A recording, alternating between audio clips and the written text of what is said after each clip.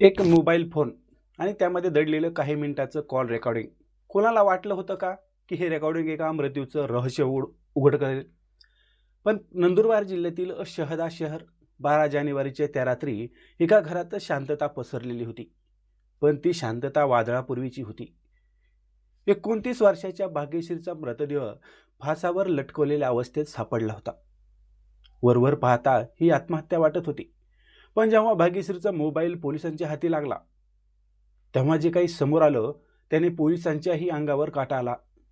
नेमकं हे प्रकरण आत्महत्या होतं की एक भयानक प्लॅन होता, तेच आपल्याला या स्टोरीच्या माध्यमातून जाणून घ्यायचं आहे.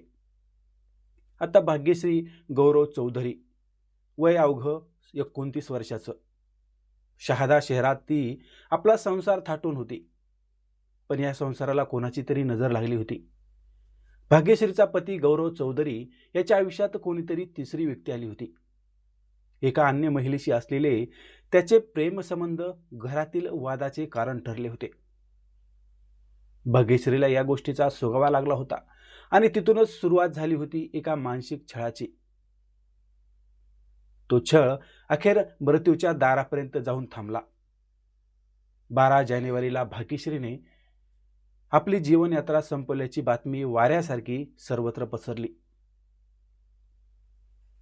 सासरच्यांनी याला आत्महत्या जरी म्हटलं असलं तरी भाग्यश्रीच्या आई संगीता चौधरी आणि भाऊ विकी चौधरी यांनी हा दावा पहिल्याच क्षणी फेटाळून लावला.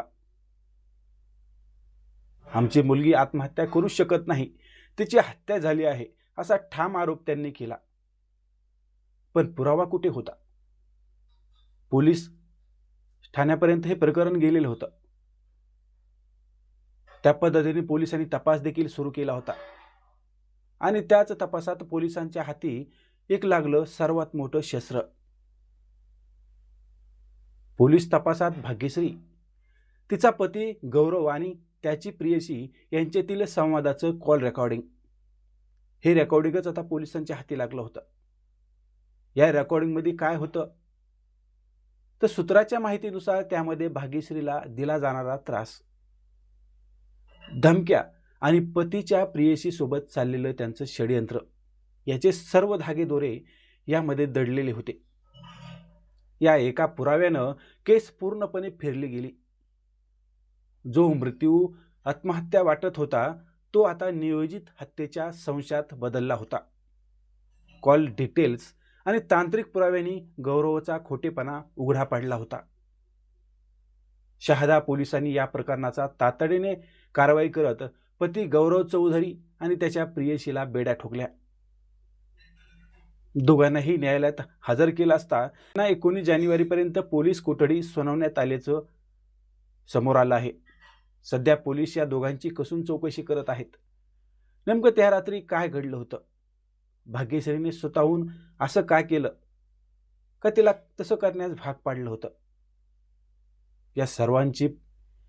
या सर्व प्रश्नांची उत्तरं आता पोलीस शोधत आहेत. मित्रांनो, तंत्रज्ञानामुळे आज गुन्हेगार कितीही हुशार असला तरी तो कायद्याच्या तावडीतून सुटू शकत नाही. हेच या घटनेवरून दाखवून दिलंय. पण एका विवाहितेचा असा अंत होणं ही समाजासाठी चिंतेची बाब आहे. या प्रकरणातील दोषींना कठोरात कठोर शिक्षा व्हायला हवी की नाही हे तुमचं मत कमेंट्समध्ये नक्की कळवा. अशाच प्रकारच्या गुन्हेगारी घटना जाणून घेण्यासाठी, स्टोरी ऐकण्यासाठी चॅनलला सबस्क्राईब करा आणि बेल आयकॉन दाबायला विसरू नका. तर पुन्हा भेटूया.